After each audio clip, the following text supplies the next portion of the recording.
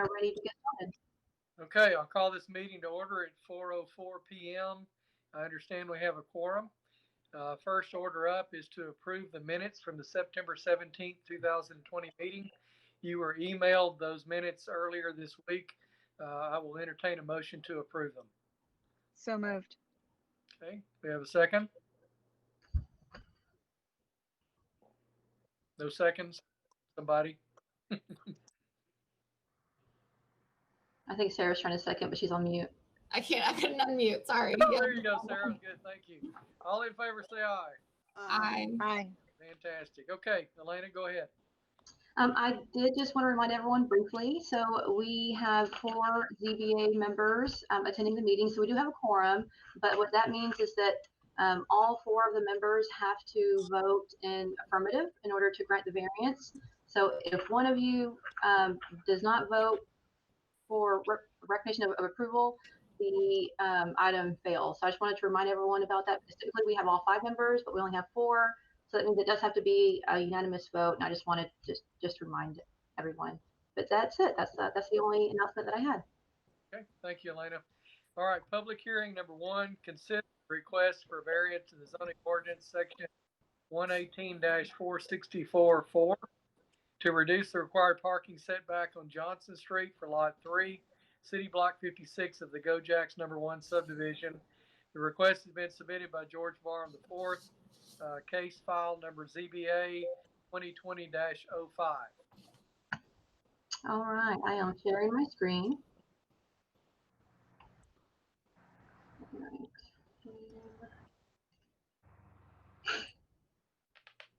All right, can everyone see my screen?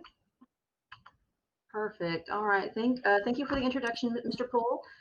Again, this is a variance request for parking setback along Johnson Street for Lot 3 of the Gojack subdivision. This property is located on the west side of Johnson Street, just south of Lynn Street. The property is currently under construction. It has about 50 feet of frontage along Johnson Street. It is relatively flat with no sort of floodplain or any kind of physical encumbrances on the property. The applicant is, oh, I'm sorry, I skipped one. The property is zoned R3, which is our 2-family duplex zoning.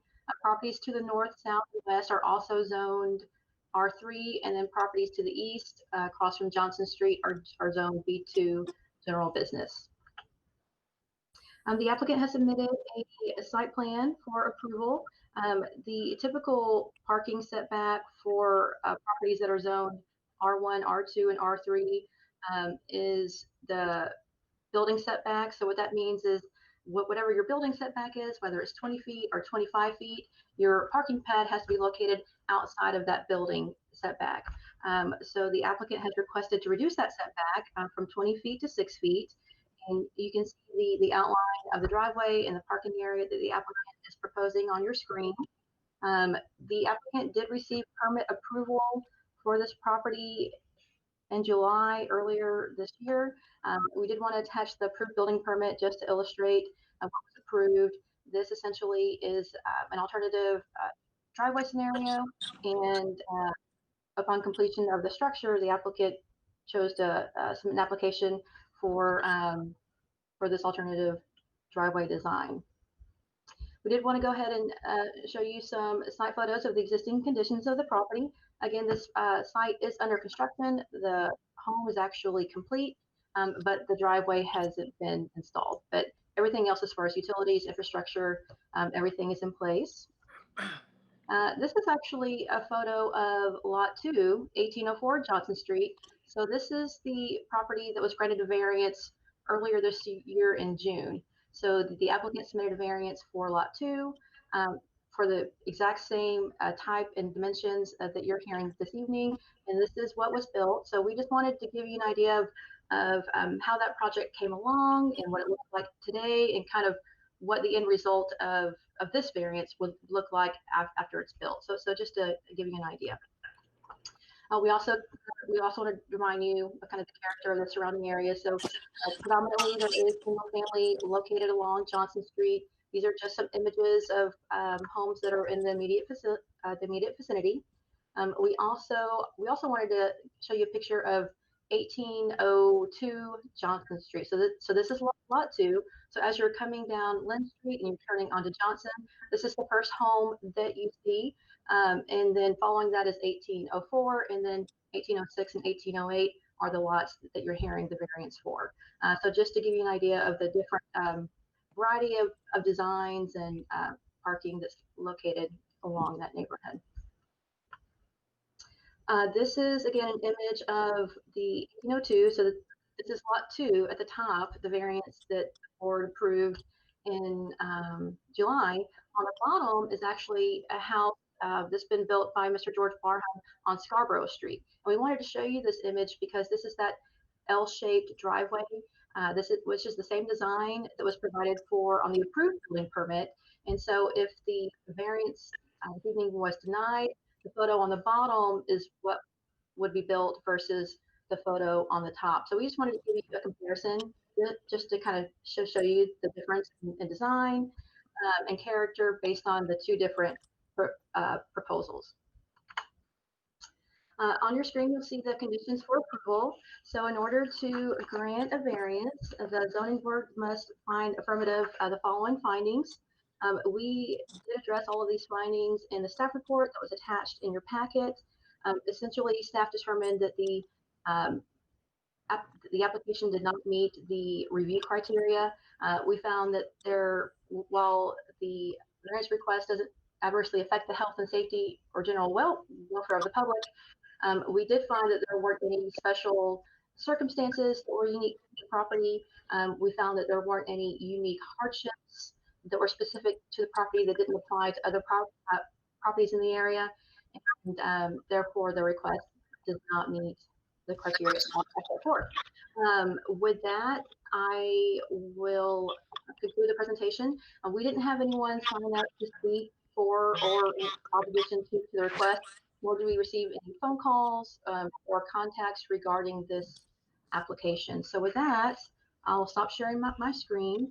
And Mr. Ippold, would you like to open up the public hearing? Yes, I'd like to open it up for public hearing. George, would you like to comment? Hey guys, thank you for your time and effort on this. I really appreciate it. I guess as you can see, we've poured a driveway on Scarborough, same exact house, same small lot. And when we're doing construction on infield lots versus newly subdivided properties, it just is a challenge. It just makes it a little more difficult to get everything on the lot. And since we're doing a 3-bed, 3-bath design, we're just trying to get everybody off the street. This is a house that's already been pre-leased in January. It's to a retired gentleman coming here out of Dallas. So just because we have 3-bed, 3-bath, it's not always college kids. So you can see by what we did adjacent to the 2 homes that are being requested for the variance. It's a very nice design. It gets all 3 vehicles off the street, and we only have a 27-foot right-of-way street to begin with. So this would help us get cars off of the street. Okay. Any questions of the board? Do you have anything for George? Sorry, I do. Okay, you mentioned the one that's on Scarborough Street that was poured in the, I guess, suggested way. How is that working on Scarborough Street? Is it? It's a cluster. Because they don't fit. It's not big enough for 3 cars to fit. It's not, and I knew this was going to happen, and so it's happened, and we're living it. And we have people that park on the street because you can't get 3 cars in there without blocking 2 of them. Okay, thanks. Okay. Any other questions or comments? Okay, so the picture that we saw with the parking area in front of the house, is that what you're planning to do? The square? Yes, I'm planning to pour the exact same driveway as the adjacent house. Okay, but it showed 4 cars there, so what precludes That wasn't the correct one. The one with 4 cars in it, if I'm not mistaken, is 2 properties over. Isn't that right, George? I am going to Yeah, share my maybe like screen. show us again. Yeah. I'm going to share my screen so Yeah. I can see that the again. for that. All I right. believe the one you're talking about with 4 cars, you're talking about it was 2 parked and then 2 are parked behind it. That one, I believe, is the first one on the street, and it looks like they couldn't pour the desired width of the driveway because there's a power pole there. And so, but the main point would be that it's a 3-bedroom, 3-bath house. And if there's 3 cars parked there, at least one of them is going to be blocked in if you do a 2-car wide driveway. That's what that was my question. Elena, can you share that screen with us again, please? Yeah. Can you guys see my PowerPoint? No. No. No. No, you can't. Okay, hold on. Oh, I thought I was sharing my screen. I apologize.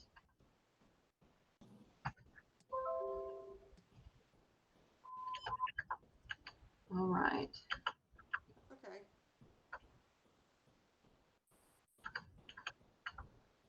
Okay, so this is lot 3. This is the property that's subject to the variance that you're hearing this evening. This is lot 2. This is the lot next door where you approved the variance in July. And so this shows you, kind of the 3 to 4 car configuration. And then these are other homes in the area. This one is the one on lot 2, which is just north of the previous one. And they just did a, straight in driveway that meets the current standards. I think that one was built in like 2018 or 2019. But you're right. There's this light pole that gets in the way. And then the other image that I showed you is on Scarborough Street. So the image on the bottom is on Scarborough Street, and I'm not sure that one's actually been released for certificate of occupancy yet. But we only included the image because we just kind of wanted to show you the contrast of what it would look like if the house was built for the approved permits versus the variance request, just to give you an idea Okay. of the difference. But Sarah, you're right. In this image here, there's a light pole in the way, which really constricted where the driveway could fit on the property. All right, I'm going to stop sharing my screen now. So just to clarify, the house at 1804 Johnson was approved a variance, and I built the driveway. The next 2 in line are 1808 and 1812 that I'm presenting today, and I'm going to just keep it harmonious, the same drive, the same footprint on the property. Okay, any other questions or comments? Okay, we'll close the public hearing. Any other comments of the group? This is the same request that we approved June, I believe. Yes, sir. Another house. So, okay. Do I have a motion to approve or deny? I make a motion, we approve. Okay, we have a second. I'll second. Okay, any more questions or discussion? We all have to vote. It has to be unanimous. All in favor say aye. Aye. Any opposed? Okay, so I'm assuming that was unanimous, Elena. Yes, it was. Okay, all right. The next public hearing is the house next door. Consider the request for variance to the zoning ordinance section 118-4644 to reduce the required parking setback on Johnson Street for Lot 4, City Block 56 of the Gojacks number 1 subdivision. The request has been submitted by George Barham IV, case file ZBA 2020-06. All right, thank you, Chairman. Yes, this is the lot immediately south of the lot 3. I'm sorry, I think I'm on the wrong slide. Whoopsie. but it's the same exact conditions, the lot size and physical characteristics of the property are the same. The adjacent and surrounding zoning and land uses are also the same. And the specific variance from 20 feet to 6 feet is also the same. Again, this is the approved permit. This is the home that's under construction. The house is erect. The only thing left is the pavement. And then just to give you compare and contrast, again, staff determined that the request does not meet the conditions for approval because there are no unique circumstances that are specific to the property that don't apply to other similarly situated properties in the area. Again, we didn't have anyone contact our office in opposition or support, and we didn't have anyone sign up to speak on this item. And again, staff does recommend denial because the request doesn't meet the criteria for approval. So, Mr. Poole, with that, I'll conclude my presentation and I'll stop sharing my screen so that we can open up the public hearing. Okay, open it up for public hearing. Anyone like to comment?